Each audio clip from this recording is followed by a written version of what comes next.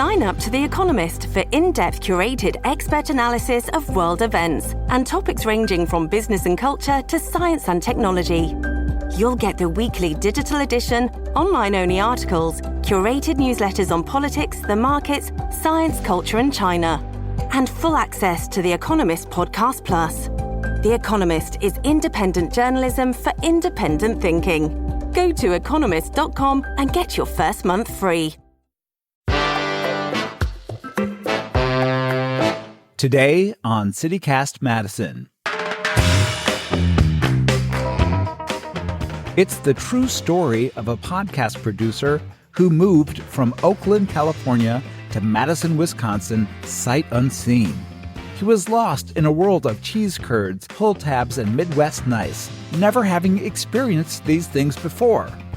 Then one day, CityCast's Bianca Martin and Hayley Sperling decided to help this producer, and they asked you for suggestions on what he should do to experience Madison and maybe one day become a true Madisonian. That producer is me. I'm Phil Surkis. It's Tuesday, June 18th, and here's what Madison's talking about.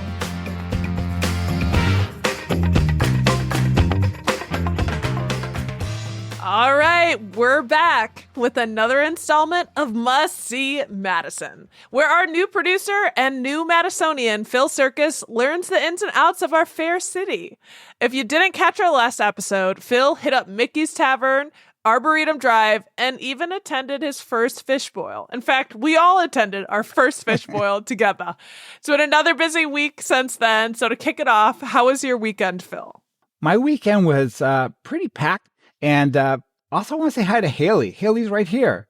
Hello, Hayley. Hi, Phil. Thanks for including me. I'm so glad to get back into another episode of Must See Madison. I'm so excited for your takes. I'm not a long-time Madisonian, but as someone who's been here for like 10 plus years, I love hearing your thoughts. So that's a healthy chunk of time. And I want to know, how long do you think I can play I'm a new producer, I'm a new Madisonian.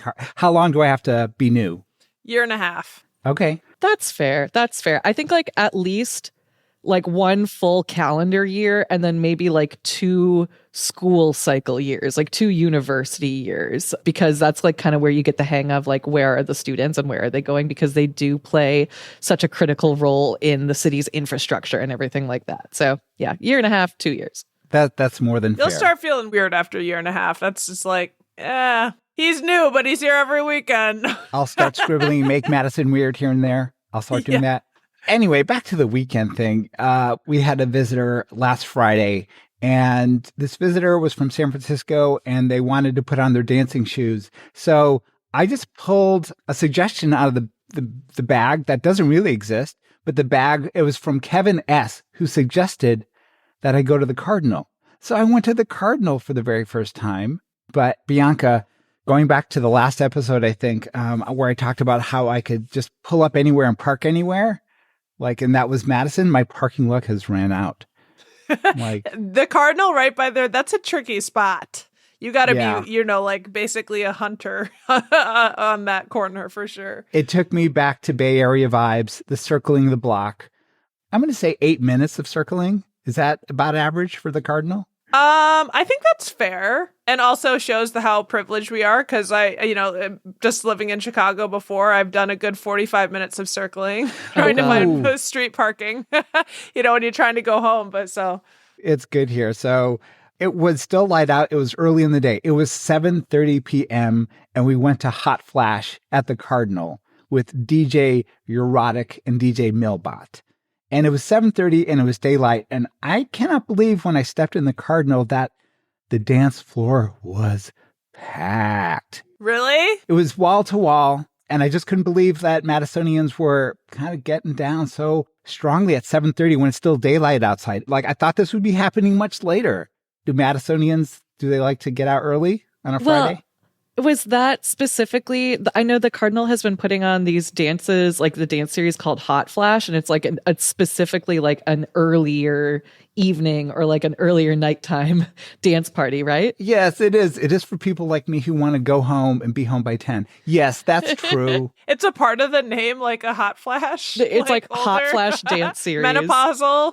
Okay. I feel like generally speaking, Madison, yes, like we close our bars. People close their bars like by 1 a.m. Yeah, that's very true. And like there's no place where you can really go and dance like all night long. So like if you want to dance, and people in Madison do want to dance, you have to find the event that works for you. So like if it's a Hot Flash event that starts at 7:30, like you can bet they're going to be there at 7:30. I mean, I know like Crucible and Five, like they'll do like later stuff, and Soto, of course, is like downtown dance club. But other than that, Tavern Nikaya, that might be one to check out as well. They do like specific like Latin dance nights and whatnot. But Madison, it is kind of few and far between if you're looking for a place to just like shake your body all night. Did we long. mention the Crucible? Yes. Well, I just mentioned like briefly. I've never actually been out there, but I've heard great things. It's a huge, huge space and has a lot of dance parties, but it's like a little bit of a drive, depending on where you are. But that's another spot that does different like themed dance parties, including like fetish nights and things where people get dressed up and like Pikachu and whatever the heck. Hey, we're not here to kink shame on CityCast Madison. We welcome everyone. No, that was yeah, I don't know. I guess I've never thought of Pokemon kink, but yeah, I'm here for all of you. I'm gonna admit that after a while, the music started getting a little kind of Euro housey or something, which wasn't totally my thing. But still, I'm gonna give the Cardinal my highest rating, which is Madison, Where Have You Been All My Life? Because it's a LGBTQ plus affirming space, and we'll always give that to the inclusive spaces. We will always do that. I love that. It was wonderful to see. But after we danced for a little while, I was like, hey, maybe we can hear something else at Gamma Ray, the place we just talked about. So we just walked 6 minutes away and walked over to Gamma Ray. And Kevin had just put in some extra screens. Kevin Wilmot, the owner, proprietor, put in extra screens for the karaoke. So we got to see some really interesting karaoke that evening. And the first thing we saw, we walked in and there were 5 people singing No Diggity. No doubt. Yeah. That makes me so happy. You went over to the Gamma Ray on your own volition because you wanted some dancing and fun, and you ran into it sounds like. I did. And then Kevin grabbed the mic and he sang Billy Joel's Piano Man. And he's got pipes. He sang it so well. And when he finished, he said, Billy Joel, American rock icon. And sure, yeah, someone at the back of the bar said, Billy Joel sucks. But, to each his own, own. Totally. I love that. I feel like if you open a karaoke bar, like you got to have some set of pipes on you, And I mean, Kevin is a longtime Madison entertainer. He is no stranger to that scene, but I do love that like, he's ready to throw down on his own volition. That's awesome. And it's so fun that all this stuff is within like a 5-minute walk from each other, right? Yeah, and it was amazing to see like all the places filled up. But what did you guys do on Friday night? How was your Friday night? Nope. I didn't have one. I watched Sex and the City. Oh, you know what I will say I did Friday night? I took sort of a late night journey. I was at a friend's house who's over in the Elveham neighborhood, and she recently got a spot at the neighborhood community garden. And so she was like super, super eager to show us her community garden. So I took a walk over there with her. She showed us her little spot. She's got all these herbs growing everywhere and these vegetables. And the community garden is like so beautiful and quaint. And I'm like, this is amazing. She even showed me there's these big steel planters in the center of the garden, which is the kids' garden, quote unquote. And you can just tell that there's been like little hands digging in there, and they planted, I think, some spinach and lettuce, and it's a functional space. It's really awesome. And so, she's been out there tending to her garden, and this is a very well cared for plot. Like, it's very clear that the people of this neighborhood very much care about this space. And it was cool that I got to experience it for the first time. I definitely want to go back, check it out, see all the community gardens. Madison's got a community garden game. Like, we should definitely like follow up and do a show about that.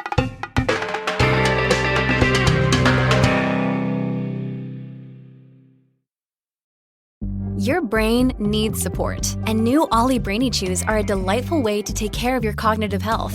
Made with scientifically backed ingredients like Thai ginger, L-theanine, and caffeine, Brainy Chews support healthy brain function and help you find your focus, stay chill, or get energized. Be kind to your mind and get these nootropic chews at ollie.com. That's OLLY.com. These statements have not been evaluated by the Food and Drug Administration. This product is not intended to diagnose, treat, cure, or prevent any disease. This episode is brought to you by Shopify. Whether you're selling a little or a lot, Shopify helps you do your thing, however you cha-ching. From the launch your online shop stage, all the way to the we just hit 1 million orders stage. No matter what stage you're in, Shopify's there to help you grow. Sign up for a $1 per month trial period at shopify.com/special offer, all lowercase. That's shopify.com/special offer. I feel like Madison had like a community festival to the largest degree I've ever seen this past Saturday. The entire community of Madison had come together for this Marquette Waterfront Festival. And I will tell you that I'm living in the neighborhood temporarily that is very close to this festival. So I got to see this whole thing rise up from the ground.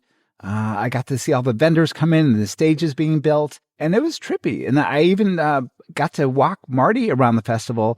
He wasn't supposed to be there. I didn't see the sign till late. So I apologize.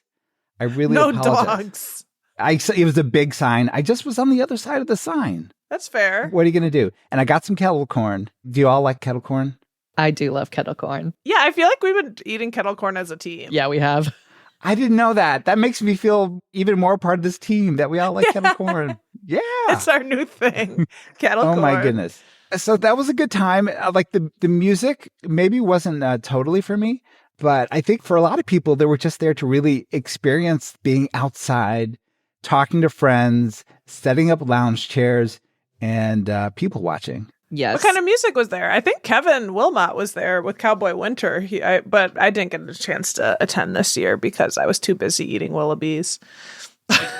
Willoughby's? And then also working on lacquering windows. You had a busy week. Well, that just goes to show you waterfront isn't for everyone. You made a statement, Bianca. But I was like, if I had the energy, I would have, because I saw pictures. I mean, because you both went. But yeah, Phil, I think I totally agree with what you're saying, that like maybe the music really isn't the forefront of the festivals itself, right? It's sort of just like, all the bands are great. Don't get me wrong. We love all the local talent. And I did see some good acts. Pink Halo, shout out. They're a really cute local pop band that I do love. But it's almost like the music is sort of just sort of like a background vibe for the rest of the festival, right? I really liked Waterfront because the way it's set up, it was at Yahara Place Park.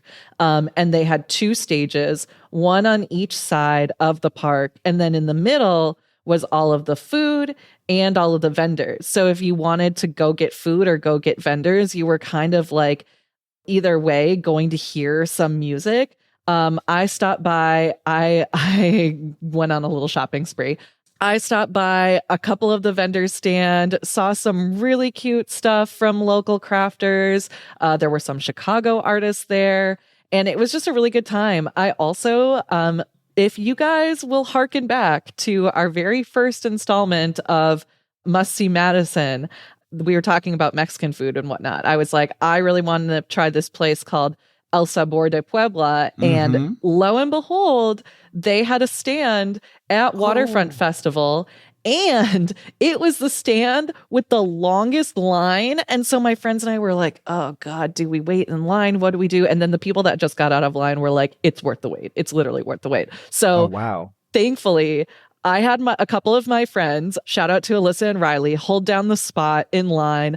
I went and got a beer, came back, went through the line, and I got 3 tacos and some elote. And I got taco pastor, asada, and pollo, which for the Oh, non-Spanish my. speaking among us, which is me mostly, it was pork, steak, and chicken. So it was like one of each, and then their street corn, the elote. And it was so good. And I am so excited to go back. I know I said I want to bring the two of you guys out. And so like that made the whole thing worth it for me. That was like, I'm here with my beer. I'm sitting down on the ground. I'm with my friends. We're by the lake and everything is amazing. And there just happens to be a local band playing in the background, right? Yes. Madison food carts slap. Like you can get some of the best foods you've ever had at our food carts. And also, Phil, one of our readers, didn't they write in that you should go check out the food carts? Like that's a staple part of Madison. And I'm sad to say I only checked out the kettle corn that day.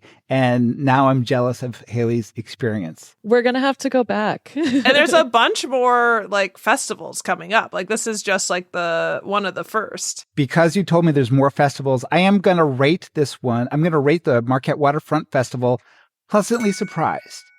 I thought it was amazing people watching. The music, as I said, wasn't totally for me, but shout out to Nerdy for bringing the house down. He was the opener, I think, on the main event on Saturday. So speaking of food, which now you got me hungry, Hayley, we took a friend to, it's not on the list, it may be on the list of suggestions, but we went to the Green Owl Cafe. Classic. 1970 Atwood Ave. So we went there and sat outside at one of the tables they have out front. And I had the Atwood salad, kale, broccoli, cauliflower, roasted sweet potato, coconut quinoa, and a mustard dressing. And it was divine. It was so good. I can't believe, everyone knows I'm kind of having a complicated relationship with veganism. My wife, Jen, had the mushroom burger. We had the fries. It was so delicious. It was so delicious. So I thought this meal might signal like my finding my way back to plant-based eating. Oh, he's a flip-flopper. He's flipping flopping. And I mean, stay on the dark side. Just kidding. But I have to be honest, something happened just a couple days later. What happened? Well, there's this place right next door to the Green Owl Cafe called Alchemy. Do you know about Alchemy? Yes. Well, I went to Alchemy. And I got the kimchi Reuben, which is about 1 pound of brisket out there. I totally flip-flopped. I went back. Madison, what have you done for me? That should be what have you done to me? I don't know which it is. My head is turned around. But it had kimchi in there. Some good fermentation for you. So that's a vegetable. But that's not the end of the story. Oh, no? I was having dinner with the person who grew the kale that was in my Atwood salad from 2 days before. No. Small town Madison strikes. Yeah. I love that, though. That's so good. So I'm just conflicted all over the place. But, I'm getting there. With your help, everyone. I'm getting there. Did you have the fries? Alchemy is known for their fries. I did not. Okay. Next time. They had seasonal vegetable was asparagus, and that was divine. Yummy. Yeah. I just feel like Alchemy fries, I don't know, Hayley, I don't know, you didn't have a reaction to that, but y'all listening, I've always thought of that they have a unique fry, and that's people that's why you go to Alchemy is for the fries, but maybe I'm also 8 years late. I know people really like the sweet potato fries. That's what I'm okay, if that's what you're talking about, then yes, those are solid. I'm also huge fan of the kimchi Reuben. I went to Alchemy to celebrate my birthday a couple of years ago. That's exactly what I ordered, and it was a great time. But I'm curious, Phil, between Green Owl Cafe and the Alchemy restaurant, what's your rating here? I know you're confused. In my mind, it's almost like one glorious restaurant. They're right next to each other. They share the same space almost. And of course, I have to give both of them my highest rating, which is Madison. Madison, where have you been my whole life? Yeah, our food is just too good for, it's stuff that they write into fairy tales. It's really one of my favorite parts of the city. Well, it sounds like you had a delicious weekend nonetheless, Phil. Was there anything else that you did or saw that was exciting? Yeah. I went over to the north side to check out Warner Park, which is a huge park. Oh, yeah. Huge. And it's the season to see Sandhill cranes there. I know we recently did an episode on bird watching with Dex, and I took Marty there for a walk. And we saw some Sandhill cranes. I don't normally see these amazingly big prehistoric looking birds, but that was super fun to see. And apparently it's the season to see them. It is the season of cranes. And I'm not sure if you're aware, but Wisconsin, we're huge on cranes. Baraboo, Bianca's hometown, is actually home to the International Crane Foundation. So no way. We are big bird fans out here. And it's important that we take stock of the cranes, especially because according to the Crane Foundation, cranes are among the most endangered family of birds in the world. Oh my goodness. 10 out of 15 of their species being threatened. So I don't want to say take them in while you can, but no, truly, admire them and respect them. It's also crazy that you bring up the fact that they're literally like walking dinosaurs, because That's exactly what they are. Yeah. I feel funny bringing up Sandhill cranes because, I love animals, but then I had that Reuben. Sorry. I went back to that. You know what I think sometimes, and hate on me if you will, animals also eat other animals. We're not the only ones. We eat each other. But also, it would probably be better for the world if we didn't. I do want to point out, the Sandhill cranes had a major, in terms of preservation efforts for cranes as a species. The Sandhill crane was at once endangered, and they are very much so not. You can see them anywhere. I saw them right over by the Wide the other day. So they're a success story. Maybe we should talk to the Crane Foundation sometime, because that history is really cool. Yeah, because basically they were, many of them were on the brink of extinction, and this is that sort of fly away home, but actually they nurturing the different crane species in Wisconsin and right outside of Baraboo to back to improving their populations. So Crane Foundation forever, former volunteer. Might as well get a tattoo. I love them that much. I love cranes. Right on your forehead. Can you do right across my chest? I thought about getting crane wings, actually. Takeaways of all the tattoos we're going to get: kettle corn. Yes. Cranes. Yes. And kimchi. I don't know. Kimchi. A Gemini, maybe a Gemini tattoo, because of your dual personalities right now, Phil, with veganism. One of them could have a vegetable and the other one's holding, I don't know, a milk carton. Phil's Gemini twins, one of them is a vegan health goddess, and then the other one is the Liver King, if you've ever heard of that guy who just eats raw meat. I think Madison is such a powerful, magical place. The true Phil is going to emerge in the next year. And by the time I'm a real Madisonian, as you put it, a true Madisonian, you won't recognize me. Ooh. We're here for the journey, my dude.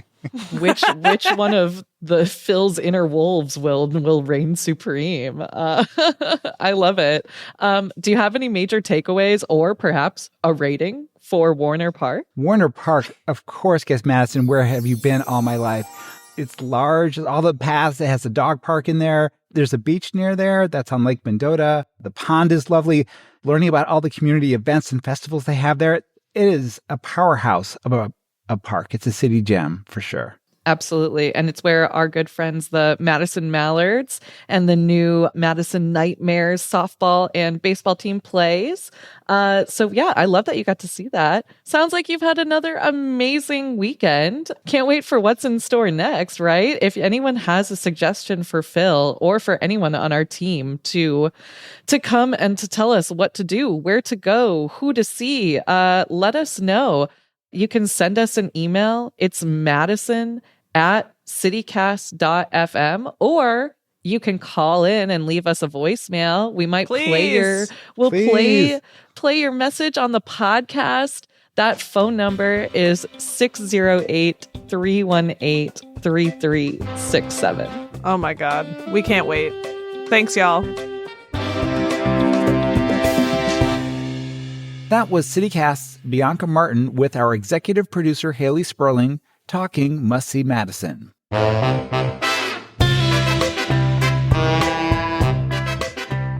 That's all for today here on CityCast Madison. I'm Phil Surkis. If you enjoy the show, why not share this episode with someone who is thinking about moving here, or that friend who always has the best recommendations? Maybe you should just share this with everyone you know, just to be safe. We'll be back tomorrow with more stories from around the city.